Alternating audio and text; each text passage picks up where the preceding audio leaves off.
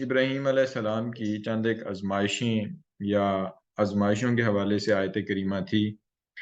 اب اس کے بعد ابراہیم علیہ السلام سے متعلقہ ایک قصہ، ایک متعلقہ سٹوری جو ہے وہ بیان کی جا رہی ہے۔ اگر ترجمے کو پڑھیں تو انتہائی واضح طور پہ چیزوں کی سمجھ آ جاتی ہے۔ پہلی بات جو اس میں فرمائی وَإِذْ جَعَلْنَا الْبَيْتَ مَثَابَةً لِلنَّاسِ، اس میں جو پہلی بات فرمائی وہ یہ کہ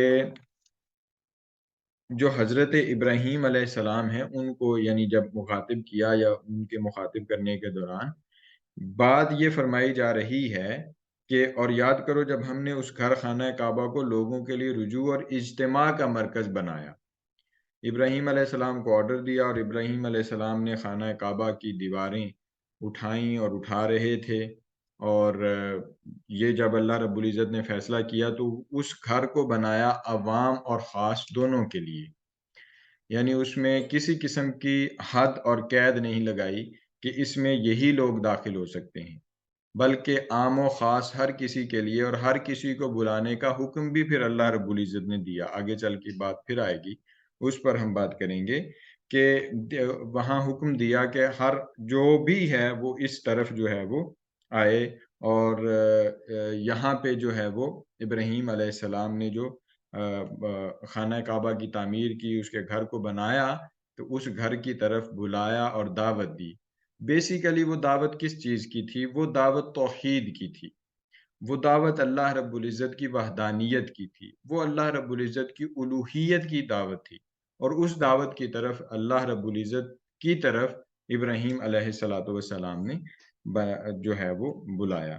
اب یہاں پہ ایک اور چیز جو مثابتاً للناس، اور یہ بات للناس سے ہے جو کہ ہر کسی کو بلایا، تو وہ للناس کے زمرے میں آ جاتا ہے، آمنو نہیں فرمایا، اور اسی طرح سے مسلمانوں کو ہی صرف مخاطب نہیں کیا، عوام اور خاص دونوں کو یہاں پہ مخاطب کیا ہے اور فرمایا ہے۔ پھر اسی طرح سے جو اگلی بات وَأَمْنًا وَأَمْنًا وَأَمْنًا، اور جائے امان بنا دیا، یہاں پہ پھر خاص لوگ اس میں شامل ہو جاتے ہیں، وہ جو اسلام لے آئے، وہ جنہوں نے توحید کو بھی مان لیا اور رسالت کو بھی مان لیا، دونوں چیزوں کا اقرار کر لیا، آخرت کا اقرار کر لیا، تو ان لوگوں کے لیے فرمایا کہ وہ جائے امان ہے، وہ جائے امان ہے۔ اور وَاتَّخِذُوا مِن مَقَامِ ابراہیم مُصَلًّى، اور ابراہیم علیہ السلام کے جو مقام تھا اس کو پھر کیا کیا؟ مصلی بنایا۔ ابراہیم علیہ السلام کے مقام کو جہاں انہوں نے یہ بات یاد رکھیں کہ ابراہیم علیہ السلام کو جب خانہ کعبہ کی تعمیر کا حکم دیا گیا تو ابراہیم علیہ السلام خانہ کعبہ کی دیواریں تعمیر کرتے تو ایک پتھر کا استعمال کرتے، جس پر کھڑے ہو کے پھر اوپر اینٹیں لگاتے، اور اوپر چونکہ یہ دونوں ہی آپ دیکھ لیں کہ حضرت ابراہیم علیہ السلام اور حضرت اسماعیل علیہ السلام دونوں پیغمبر ہیں، اور ایک مستری بنے ہوئے ہیں، دوسرے مزدور بنے ہوئے ہیں، کیونکہ اللہ رب العزت نے حکم دیا تھا کہ کیا کرو؟ انطہر بیتیہ، کہ گھر کو طواف کرنے والوں اور اعتکاف کرنے والوں اور رکوع و سجود کرنے والوں کے لیے پاک و صاف کر دو۔ اب پاک و صاف کرنے کے لیے یہاں پہ کیا ہوا کہ دو پیغمبر لگے۔ ایک مسئلہ تو یہاں پہ ساتھ ہی سمجھتے ہوئے آگے بڑھیں کہ اللہ کے گھر کی صفائی، اللہ کے گھر کو پاک اور صاف رکھنا، یہ انبیاء کی سنت میں سے ہے، یہ انبیاء کی سنت میں سے ہے، اور پھر یہ ڈائریکٹلی حکم خداوندی بھی ہے، یعنی یہ اللہ رب العزت ہی حکم دے رہا ہے اپنے بندوں کو، اپنے محبوب بندوں کو، اپنے نبیوں کو کہ اللہ کے گھر کی صفائی کرو۔ کن لوگوں کے لیے؟ وہ عاکفین کے لیے، وہ سجود اور رکوع کرنے والوں کے لیے، تو اس کو صاف اور پاک رکھو۔ اب ابراہیم علیہ السلام اس کو پاک اور صاف رکھنے کے لیے اس کی دیواریں کھڑی کر رہے ہیں اور بنا رہے ہیں۔ ایک پتھر کو جو ہے وہ انہوں نے رکھا اپنے قدموں کے نیچے، جس کی وجہ سے وہ پھر اونچا ہوتے اور وہ دیواریں جو ہیں وہ بنائی جاتی۔ یہاں پہ جو ہے وہ خاص طور پہ سوال یہ پیدا ہوتا ہے کہ مقام ابراہیم جو ہے اس کو مصلی کیوں بنایا؟ یعنی مصلی بنایا، یعنی جب ایک طواف کرنے والا طواف کرتا ہے تو اس کا طواف اس وقت تک مکمل نہیں ہوتا کہ جب وہ مقام ابراہیم پر دو نوافل نہ پڑھ لے۔ دو نوافل نہ پڑھ لے، اس وقت تک اس کا طواف مکمل نہیں ہوتا، اس وقت تک اس کا طواف مکمل نہیں ہوتا۔ جہاں پر اس سے یہ کہ جو نسبت ہوتی ہے کسی کی کسی چیز کے ساتھ، اس نسبت کے ذریعے سے جتنا فیض ملتا ہے یہ بات ہے، وہیں پہ یہ بات کہ پھر اس کو کیا فضیلت حاصل ہے، اس پتھر کو کیا فضیلت حاصل ہے کہ اس پر پھر سارے مسلمانوں کا انحصار اس پر ہے، اور اس ایک یعنی مناسک میں سے وہ اگر ایک رہ جائے تو آپ کا حج قبول یا عمرہ قبول نہیں ہوتا۔ طواف مکمل ہی تب ہوتا ہے جب وہاں پہ دو ہم نوافل ادا کرتے ہیں، یا جو طواف کرنے والا ہے وہ دو نفل ادا کرے تب اس کا ہوتا ہے۔ اس کی وجہ یاد رکھ لیں کہ یہ وہ مقام تھا کہ جہاں پر اللہ رب العزت کے پیغمبر نے کھڑے ہو کر دعا کی تھی آقا علیہ الصلوۃ والسلام کے لیے۔ آگے جا کے اس کا ذکر آئے گا کہ وہ کون سی دعا ہے، اگلی آیت میں ہی ہم اس کو اگلی آیات میں دیکھ لیں گے۔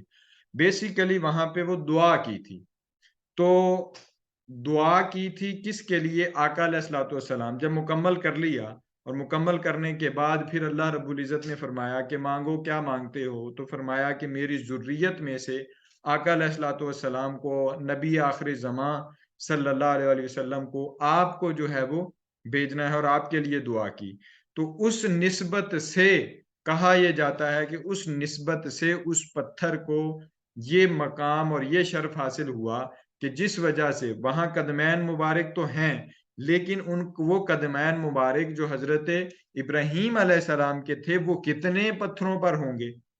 وہ ان کی باقی ساری زندگی کے معمول میں وہ کہاں کہاں قدم نہیں لگے ہوں گے، لیکن خاص جو نسبت حاصل ہے وہ یہ کہ وہاں پہ کھڑے ہو کے آقا علیہ الصلوۃ والسلام کے لیے دعا کی، آقا علیہ الصلوۃ والسلام کے واسطے سے دعا کی، اور آقا علیہ الصلوۃ والسلام کو بالخصوص اپنی ذریت میں پیدا ہونے کی اس دعا کے ساتھ اللہ رب العزت نے جو ہے وہ اس کو، یعنی ابراہیم علیہ السلام نے دعا کی، اور اللہ رب العزت نے اس پتھر کو یہ پھر خاصیت عطا کر دی کہ ہر مسلمان جب اعتکاف جب وہ حج کرتا ہے، جب وہ عمرہ کرتا ہے، جب وہ طواف کرتا ہے، تو اس کا طواف اس وقت تک قبول ہی نہیں ہوتا، اس وقت تک مکمل ہی نہیں ہوتا جب تک وہ وہاں پہ دو نوافل ادا نہ کر لے۔ تو معلوم یہ ہوا کہ آقا کریم علیہ الصلوۃ والسلام سے محبت اور نسبت وہ اس قدر مقام عطا کر دیتی ہے کہ دنیا میں بھی اور پھر اسی طرح سے آخرت میں بھی اجر و ثواب کا باعث ہمارے لیے بنتا ہے۔ یہ جو چیزیں جن کی نسبت خاص ہو جاتی ہے، ان میں آپ اس بات کا اندازہ بھی لگا لیں کہ یہاں پہ دوسری جو بات حضور سید شیخ الاسلام آپ نے جو یہاں پہ نقطہ بیان کیا ہے، اگر آپ لوگوں جن کے پاس تفسیر ہے تو وہ اس میں دیکھیں کہ یہ اس کی عظمت کو بیان کرتے ہوئے انہوں نے ایک قرآن مجید کی دوسری آیت کو یہاں پہ کنیکٹ کیا۔ وہ کون سی آیت؟ وہ فرمایا اعوذ باللہ من الشیطان الرجیم لا اقسم بہذا البلد وانت حل بہذا البلد، یعنی مجھے قسم ہے اس شہر کی جس میں تو مقیم ہے۔ آقا علیہ الصلوۃ والسلام سے یہ خطاب ہو رہا ہے، اور آقا علیہ الصلوۃ والسلام سے اللہ رب العزت جو ہے وہ کلام کر رہا ہے اور فرما رہا ہے، اور قسم اٹھا رہا ہے، اس شہر کی قسم اٹھا رہا ہے۔ کس وجہ سے اٹھا رہا ہے؟ کہ آقا علیہ الصلوۃ والسلام اس کے اندر موجود ہے۔ اس کو نسبت یہ بھی ہو سکتی تھی کہ وہ خانہ کعبہ ہے، وہاں اللہ کا گھر ہے، تمام انبیاء کی کوشش ہوتی کہ وہ اس جگہ پہ آ کے ان کا مدفن بنے، اور یہاں پہ ان کا مزار مبارک ہو، اور اسی طرح سے خواہش ہوتی اور بھی نسبتیں جتنی ہیں، لیکن کسی بھی نسبت سے اللہ رب العزت نے قسم نہیں اٹھائی۔ قسم اٹھائی تو فرمایا لا اقسم بہذا البلد وانت حل بہذا البلد، اور مجھے قسم ہے اس شہر کی جس میں تو مقیم ہے۔ لا اقسم یہ چیز واضح کر رہی ہے کہ میں کسی چیز کی قسم نہیں کھاتا، میں کسی چیز کی قسم نہیں کھاتا۔ یعنی بیت المقدس کی قسم کھائی جا سکتی تھی، بیت المقدس کی قسم کھائی جا سکتی تھی، وہاں سب سے زیادہ جو ہے وہ انبیاء آئے، نہیں کھائی، وہاں کی قسم نہیں کھائی۔ اسی طرح سے اور جتنی بھی جگہیں ہیں جہاں پہ انبیاء آئے تھے، یہاں تو نہیں اس طرح سے ڈائریکٹلی آئے تھے، یہاں تو ہجرت کر کے آتے رہے، اسپیشل یہاں پہ چل کے آتے رہے ہیں انبیاء کہ یہاں آقا علیہ الصلوۃ والسلام کا جو ہے وہ ظہور ہوگا، آقا علیہ الصلوۃ والسلام یہاں تشریف لائیں گے، تو وہ تو باہر سے چل کے آتے ہیں، شام کی قسم کھاتے ہیں نا، اللہ رب العزت شام کی قسم کھاتا نہیں، فرمایا لا اقسم بہذا البلد، یہ لا کی وجہ سے ہر چیز کی نفی کر دی جو دنیا میں موجود ہے یا آخرت میں موجود ہے، جہاں بھی کچھ موجود ہے ہر چیز کی نفی کر دی، فرمایا میں کسی چیز کی قسم نہیں کھاتا، قسم کھاتا ہوں تو کس کی؟ وَأَنْتَ حِلٌّ بِهَذَا الْبَلَدِ، قسم اس چیز کی کھاتا ہوں کہ اے نبی مکرم آپ اس خطے میں، آپ اس جگہ پہ موجود ہیں، اس لیے اس علاقے کی، اس شہر کی میں قسم کھاتا ہوں، اس مکہ کی میں قسم کھاتا ہوں۔ تو نسبت کی وجہ سے تو آقا علیہ الصلوۃ والسلام کی نسبت کی وجہ سے، آقا علیہ الصلوۃ والسلام کے توسل سے اللہ رب العزت قرآن مجید کا وہ کلام بنا دیتا ہے، اور یہ کلام بنا کے ہمیں یہ بات سمجھائی جا رہی ہے، مقام اور رتبہ واضح کیا جا رہا ہے کہ وہ رب ہو کے اپنے ایک ایسے کلام میں کہ جس کلام نے قیامت تک چلنا ہے، اس کلام میں واضح طور پر اصول بتا رہا ہے کہ میں رب ہو کے قسمیں کھاتا ہوں اس شہر کی جس میں میرا محبوب تشریف لے آیا، تو اے ایمان والو تم بھی اس شخص سے محبت کرو، تم اس نبی سے محبت کرو، اس شخصیت سے محبت کرو، اس کے ساتھ جڑ جاؤ، اس کے ساتھ نسبت اختیار کر لو، اس کے ساتھ نسبت اختیار کر لو۔ اب شہر مکہ کو نسبت ہوئی آقا علیہ الصلوۃ والسلام سے، تو اللہ رب العزت نے اس کی فضیلت کو کتنا بڑھا دیا کہ قرآن مجید میں اس کا ذکر کر کے اس کی قسمیں کھائیں۔ تو کیا ایک انسان جو آقا علیہ الصلوۃ والسلام سے جڑے گا، آقا علیہ الصلوۃ والسلام کی محبت حاصل کرے گا، آقا علیہ الصلوۃ والسلام کا ادب اور تعظیم کرے گا، آقا علیہ الصلوۃ والسلام کی اطاعت کرے گا، ان کے بیانات پہ، ان کے افعال پہ، ان کی تقاریر پہ عمل کرے گا، تو پھر کیا ہوگا؟ وہ مسلمان بھی نسبت محمدی میں شمار ہوگا، اور نسبت محمدی میں شمار ہونے کا مطلب یہ ہے صلی اللہ علیہ وسلم کہ وہ اللہ رب العزت سے جڑ گیا ہے، جو اس کا سب سے بڑا منشا ہے، جو اس کا سب سے بڑا مقصد ہے۔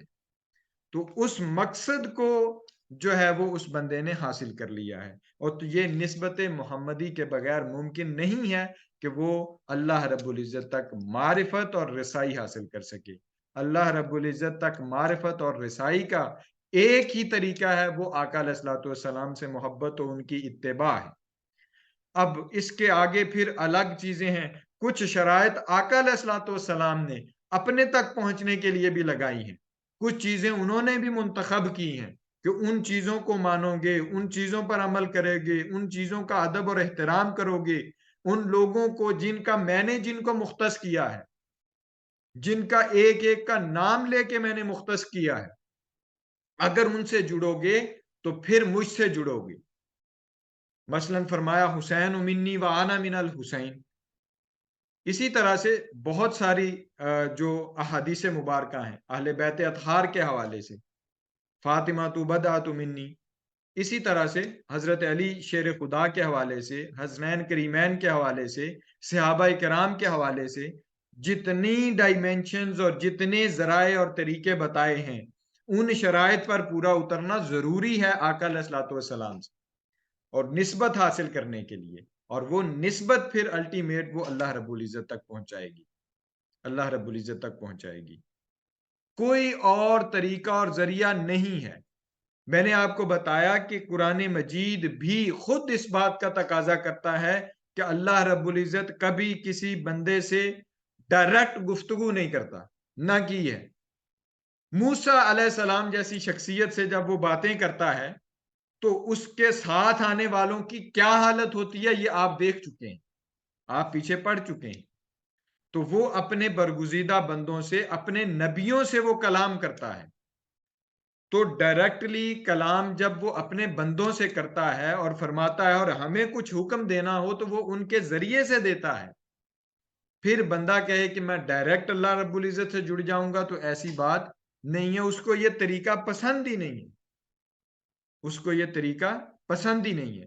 وہ کہتا ہے اے حبیب مکرم آپ فرما دیجئے، اے حبیب مکرم آپ فرما دیجئے، آپ فرما دیجئے۔ جگہ جگہ قرآن مجید میں یہی الفاظ ہیں۔ کیا وہ ڈائریکٹ نہیں فرما سکتا تھا؟ نہیں فرماتا وہ ڈائریکٹ، اس نے اصول بیان کر دیا اور بتا دیا کہ یہ اصول ہے، اس اصول پر چلو گے تو تمہیں نسبت محمدی ملے گی، اور نسبت محمدی معرفت الہی کا سبب بنے گی۔ یہ طریقہ اور یہ پوری چین ہے۔ اس لیے جو مقام ابراہیم کو مسلح بنایا اور پھر اس کا ذکر یہاں قرآن مجید میں کیا، وہ کیا تھا؟ وہ یہاں پہ ہمارے پاس نسبت تھی۔ نسبت کس کی؟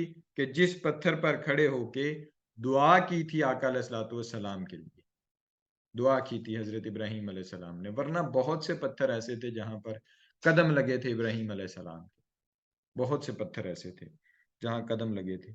پھر اسی طرح سے جو اگلی آیت کریمہ ہے اس میں آیت نمبر، بلکہ اسی میں دیکھیں تو ہمارے پاس جو اور احکامات نکلتے ہیں ان میں کہ خانہ کعبہ کو پاک رکھنے کا حکم۔ خانہ کعبہ سے مراد خانہ کعبہ بھی ہے، اور عمومی طور پر اس سے مراد تمام وہ جگہیں جن کو اللہ کا گھر ڈکلیئر کیا ہوا ہے اور مسلمان ان کو مساجد کا نام دیتے ہیں، ان کو پاک اور صاف رکھنا۔ پھر اسی طرح سے طواف کا، یعنی حج کا، اعتکاف کا، رکوع کا اور سجود، ان سب کے کرنے والوں کی جو ہے وہ فضیلت بھی یہاں پہ بیان کی گئی ہے اسی آیت کریمہ میں۔ پھر اسی طرح سے جو اگلی آیت کریمہ ہے آیت نمبر 126، اس کو اگر آپ دیکھیں تو چند احکامات اس میں بیان ہوئے ہیں۔ سب سے پہلا حکم وہ حضرت ابراہیم علیہ الصلوۃ والسلام کی دعا ہے، حضرت ابراہیم علیہ الصلوۃ والسلام کی دعا ہے۔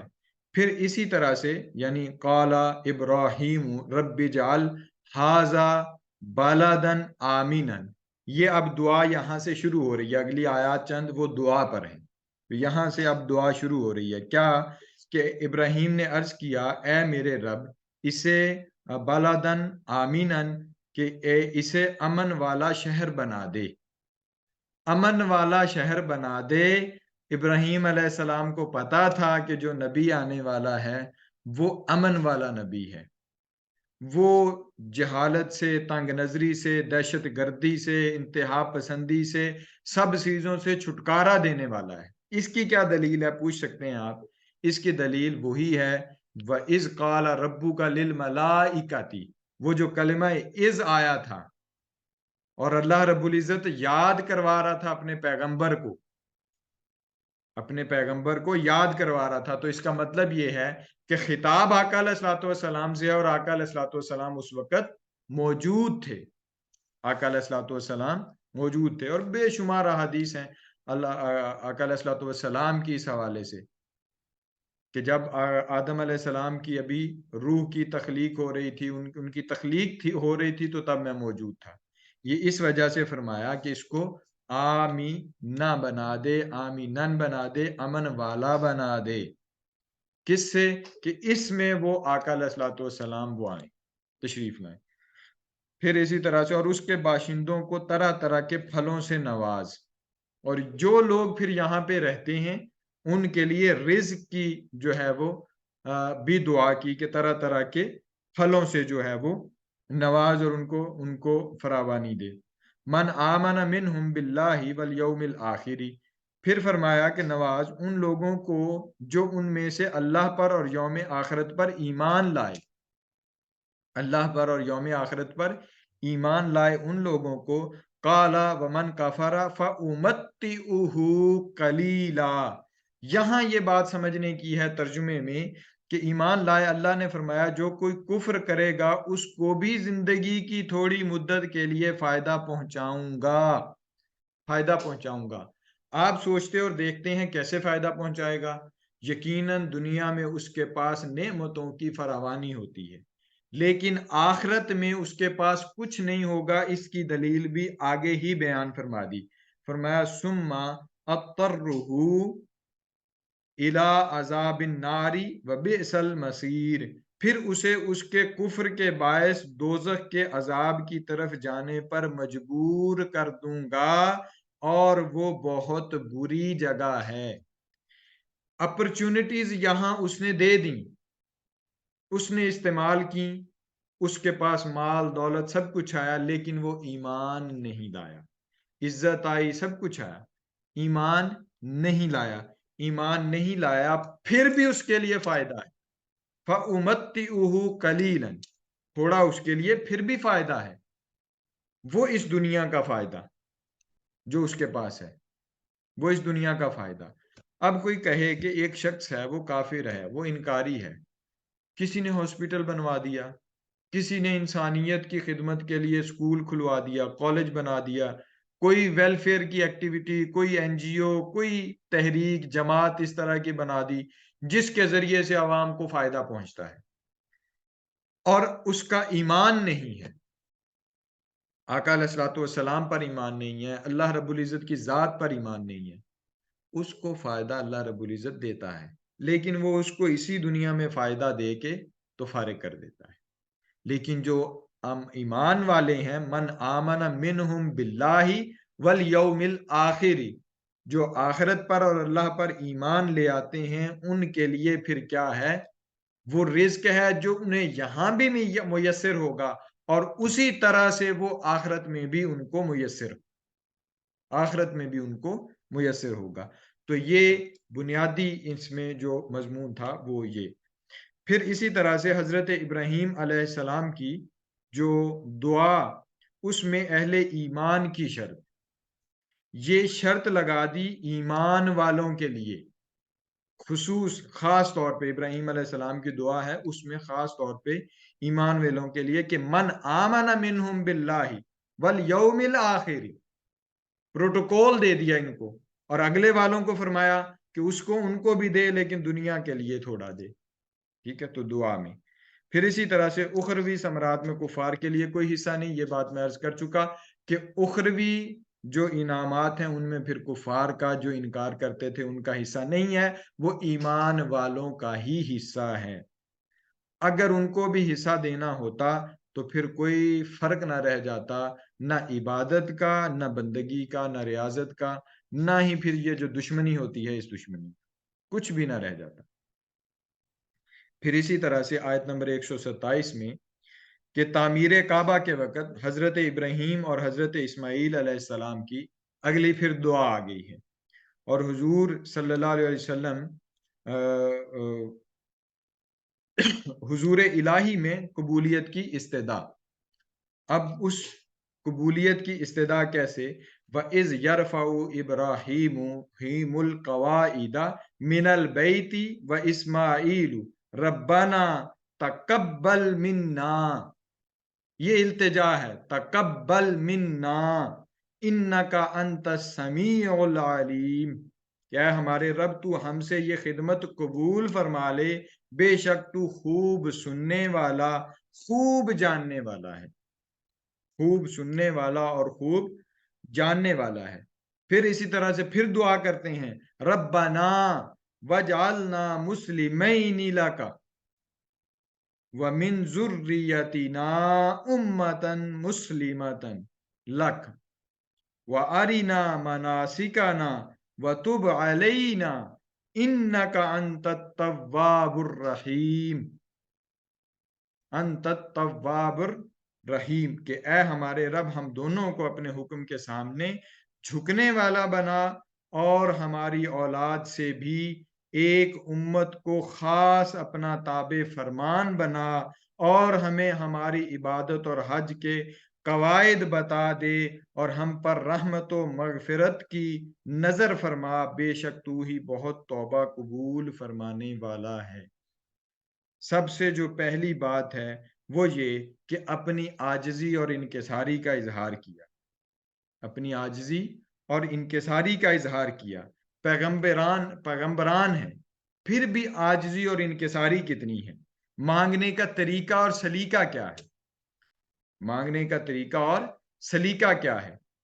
دیکھیں یہاں پہ بھی جو بات ہے وہ یہ کہ اللہ رب العزت نے ریوارڈ مانگنے کا کہا تھا، تو جس کو ہم جد امجد کہتے ہیں، ٹھیک ہے، حضرت ابراہیم علیہ السلام، تو ان کو جب ریوارڈ مانگنے کا آیا موقع تو ریوارڈ میں بھی دیکھیں اولاد سے اور ذریت سے محبت کس قدر ہے.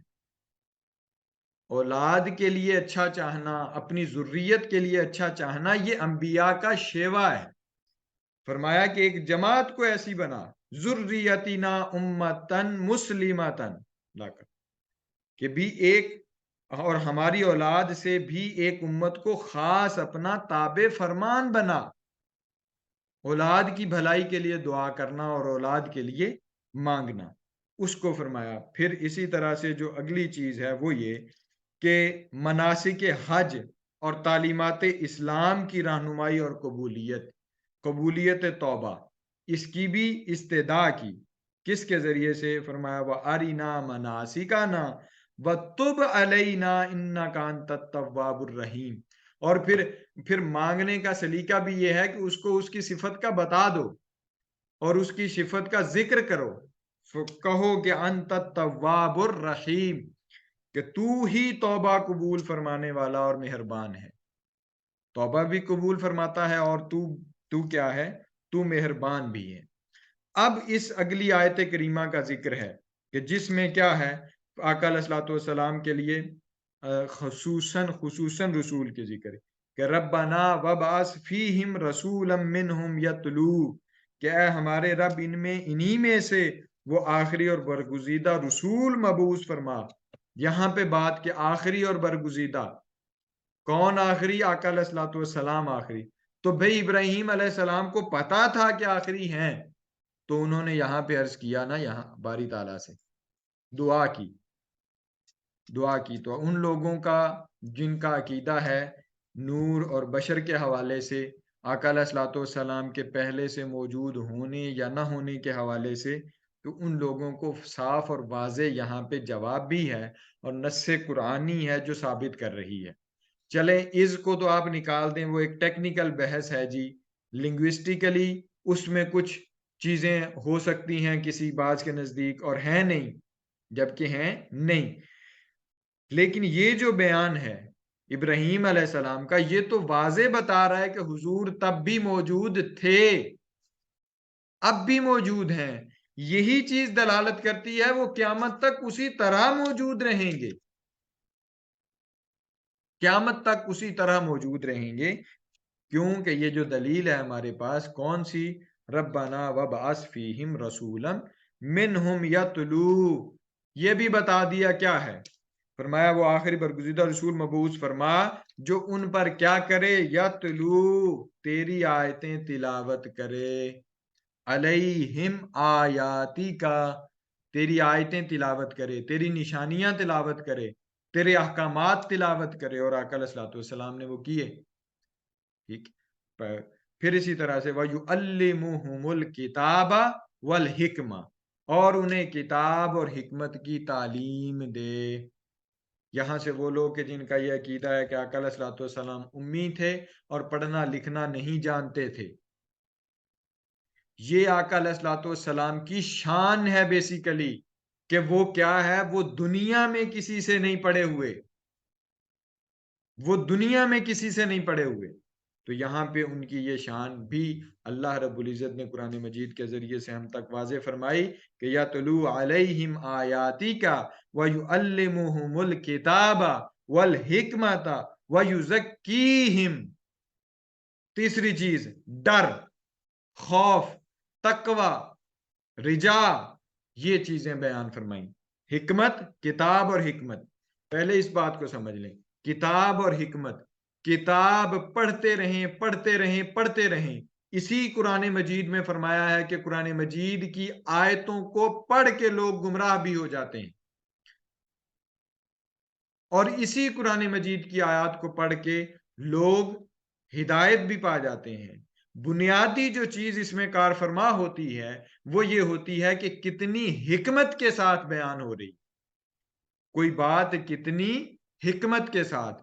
تو فرمایا اس کو کتاب بھی دے اور کتاب کے ساتھ ساتھ ان کو حکمت بھی دے، کہ وہ حکمت بتائے لوگوں کو، کتاب کا علم دے، کتاب کا سکھائے، اور پھر اس کے ساتھ علم بھی جو حکمت ہے وہ بھی دے. اور حکمت بغیر تزکیہ کے، بغیر اپنے نفس کے ساتھ جنگ کیے وہ حکمت نصیب نہیں ہوتی، گہرائی اور عمق نظر نصیب نہیں ہوتا جب تک تزکیہ نفس نہیں ہے، جب تک اللہ رب العزت سے ڈرنا نہیں ہے، جب تک تقوی نہیں ہے، جب تک طہارت نہیں ہے، تو وہ عمق جو ہے وہ نصیب نہیں ہوتا، نصیب نہیں ہوتا۔ پھر اسی طرح سے انک انت العزیز الحکیم، پھر صفات کا تذکرہ کیا، فرمایا بے شک تو ہی غالب حکمت والا ہے۔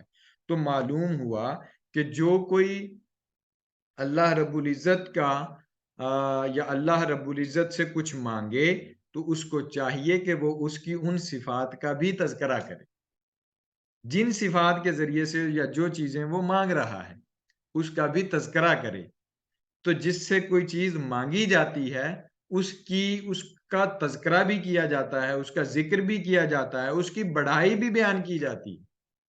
یہ طریقہ کار ہمیں ابراہیم علیہ الصلوۃ والسلام سمجھا رہے ہیں، سکھا رہے ہیں کہ ہر دعا کے بعد کیا فرما رہے ہیں، ہر دعا کے فرما رہے ہیں انت التواب الرحیم، انت العزیز الحکیم، انت العزیز الحکیم۔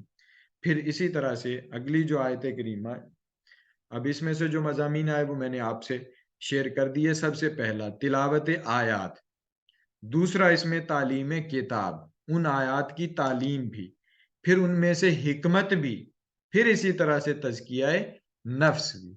تو یہ چیزیں اس آیت کریمہ سے۔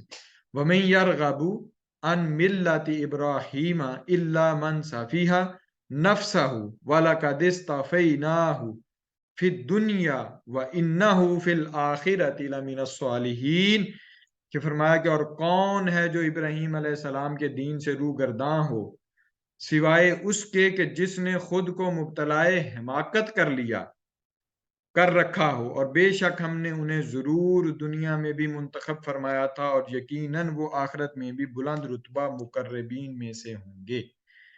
ایک تو یہاں ابراہیم علیہ السلام کے دین کی طرف بلایا جا رہا ہے، دین کی دعوت دی جا رہی ہے، اور پھر بالخصوص حضرت ابراہیم علیہ السلام کو یہ شان دی جا رہی ہے، یعنی جو ابراہیم علیہ السلام کو دین دیا اس دین کی طرف باقی تمام لوگوں کو کہا کہ باقی تمام اس دین کی طرف آئیں، یعنی وَلَقَدِ اصْطَفَیْنَاهُ، اس کی تعلیم دی، اس کا بتایا کہ یہ انہیں دنیا میں منتخب۔ پھر اسی طرح سے اصْطَفَیْنَاهُ فِی الدُّنْیَا، اور پھر اللہ رب العزت دنیا کو اور بندوں کو منتخب بھی کرتا ہے، دنیا کو اور بندوں کو منتخب بھی کرتا ہے اپنے کام کے لیے، تو ان کو منتخب بھی کیا۔ یہ بھی بات جو ہے وہ ہمیں بتائی اور سمجھائی، کس نے بتائی اور سمجھائی ہے؟ وہ بتائی اور سمجھائی ہے اللہ رب العزت نے۔ کس کے ذریعے سے؟ حضرت ابراہیم علیہ السلام کے ذریعے سے۔ وَلَقَدِ اصْطَفَیْنَاهُ فِی الدُّنْیَا وَإِنَّهُ فِی الْآخِرَةِ لَمِنَ الصَّالِحِینَ، لَمِنَ الصَّالِحِینَ۔ ٹھیک ہے، پھر اسی طرح سے آپ کی جو شان صالحیت ہے اس کا بھی ذکر انہی آیات کریمہ اور اسی آیت کریمہ میں جو ہے وہ بیان کیا گیا، اور یقیناً وہ آخرت میں بھی بلند رتبہ مقربین میں ہوں گے۔ چلیں جی، یہاں تک رکھتے ہیں، پھر انشاءاللہ آگے کل دیکھ لیں گے۔